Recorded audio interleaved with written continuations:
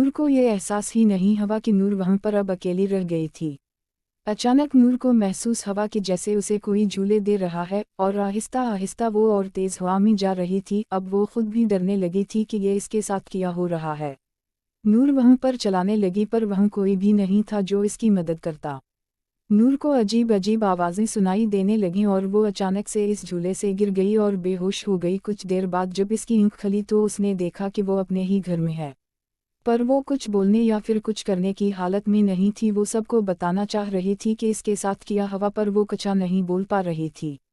दिन ब दिन इसकी हालत ख़राब होती जा रही थी। उसके माँ बाप ने हर डॉक्टर हर हकीम से बात करके देख ली, पर कोई भी इसका इलाज नहीं कर पा रहा था।